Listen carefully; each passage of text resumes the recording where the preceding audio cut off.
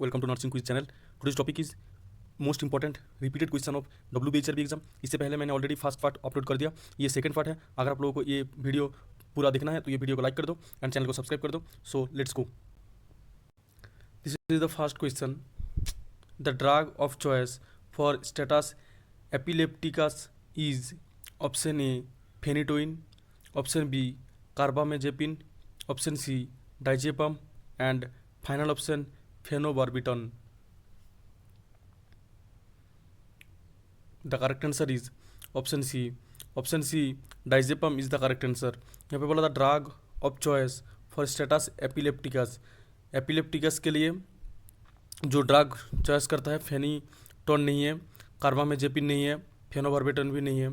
So the correct answer is डाइजेपम। डाइजेपम is the most first line drug for epilepticus. Next question. In spinal anesthesia, hypotension occurs due to option A myocardial depression, option B parasympathetic blockade, option C sympathetic blockade, and final option increased venous return.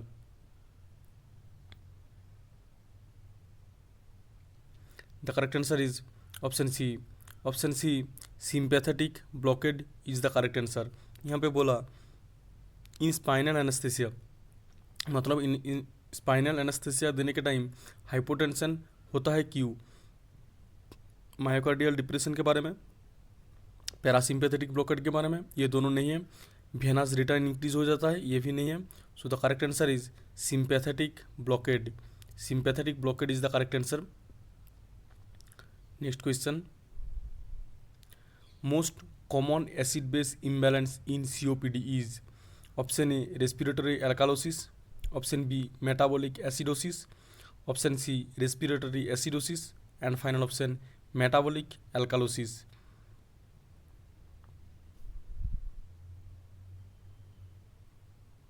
यहाँ पे जो correct answer है option C.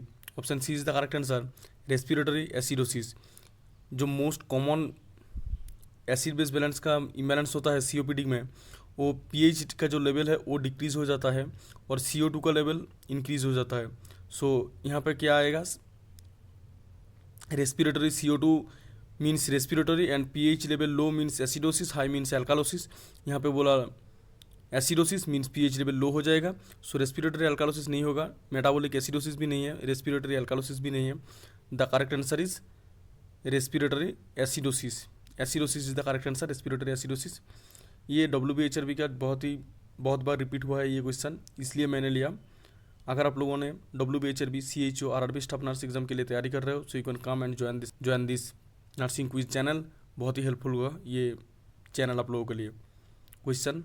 A patient with nephrotic syndrome will have option A haematuria, option B hyperalbuminaemia, option C massive proteinuria, final option low cholesterol.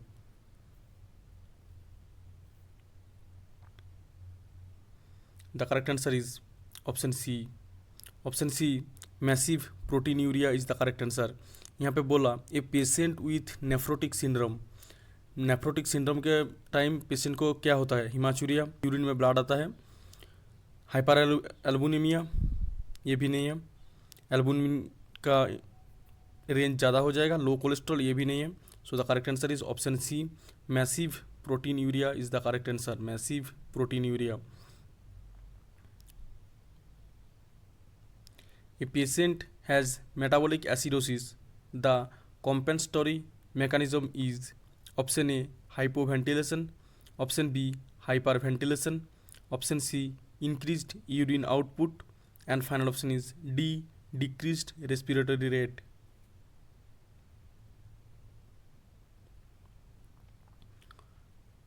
The correct answer is option B. Option B hyperventilation is the correct answer. यहाँ पे बोला है patient has metabolic acidosis. Metabolic acidosis के time the compensatory mechanism is hypoventilation नहीं है, increased urine output भी नहीं है, डिक्रीज रेस्पिरेटरी रेट भी नहीं है। सो जो करेक्ट आंसर है hyper ventilation.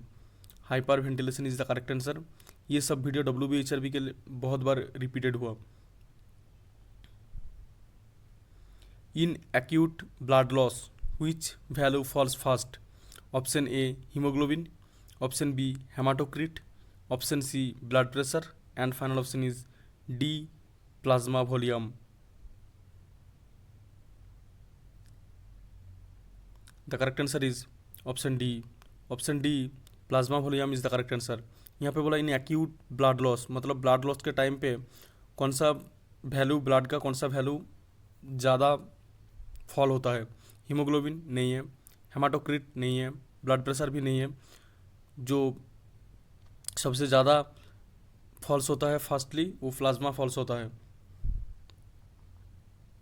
Next question, which acid base imbalance is seen in prolong diarrhoea?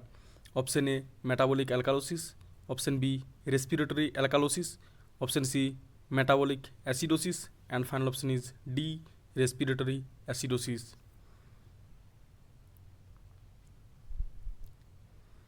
The correct answer is option C. Option C metabolic acidosis. यहाँ पे बोला which acid base imbalance is seen in prolonged diarrhoea.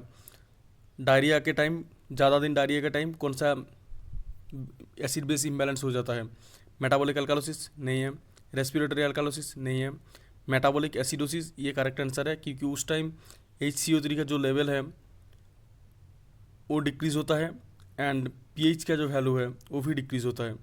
So HCO3 metabolic and pH acidosis. The correct answer is option C metabolic acidosis. The most common site of intracranial hemorrhage in hypertension is? Option A cerebellum, option B pons, option C basal ganglia, and final option is D frontal lobe. The correct answer is option C. Option C basal ganglia is the correct answer. The most common site of intracranial hemorrhage, मतलब intracranial hemorrhage कहाँ पे सबसे ज़्यादा होता है? Cerebellum में नहीं है, पॉन्स नहीं है, फ्रंटल लॉब में भी नहीं है। जो करेक्ट आंसर है basal ganglia. Basal ganglia is the correct answer. अगर आप लोगों ने WBHRB CHO RRB staff nurse exam के लिए तैयारी कर रहे हो, you can subscribe my YouTube channel nursing quiz. ये यूट्यूब चैनल आप लोगों के लिए बहुत ही हेल्पफुल होगा। हर एक दिन दूसरा टॉपिक से वीडियो अपलोड कर रहा हूँ मैं। अगर आपको फ्री लाइव क्लास चाहिए, you can go in Facebook 7:15 to 8 o'clock free live class. Next question, digoxin toxicity is precipitated by? Option A hyperkalemia, option B hypokalemia, option C hypernatremia, and final option is D hypocalcaemia.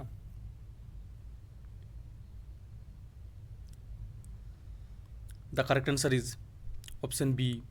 Option B hypokalemia is the correct answer. यहाँ पे बोला digoxin toxicity, मतलब digoxin toxicity के time पे potassium level कम हो जाता है।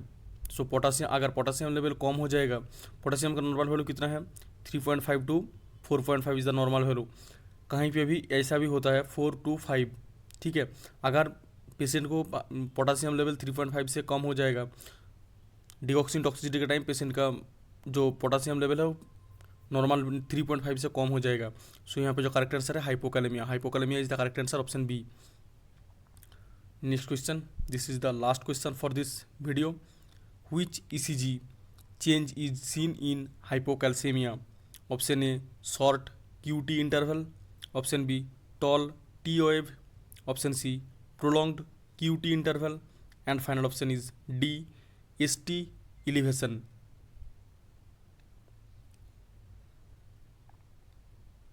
The correct answer is option C. Option C prolonged QT interval is the correct answer. यहाँ पे बोला व्हिच ECG, मतलब ECG का कौन सा PQRST है ना, PQRST एंड T, ये कौन सा ECG का कौन सा चेंजेस हाइपोकैल्सेमिया होता है? शॉर्ट QT इंटरवल नहीं है, टॉल T wave नहीं है, ST एलिवेशन ये भी नहीं है। So the correct answer is option C prolonged QT interval is the correct answer. So यही है आज का वीडियो। अगर आप लोगों को ये वीडियो अच्छा लगा तो please like this video and subscribe my YouTube channel. अगर आप लोगों ने कॉम्पिटिटिव एग्ज़ाम के लिए तैयारी कर रहे हो, नर्सिंग क्विज पेज फेसबुक में जाके लाइव क्लास ज्वाइन कर सकते हो। Okay bye.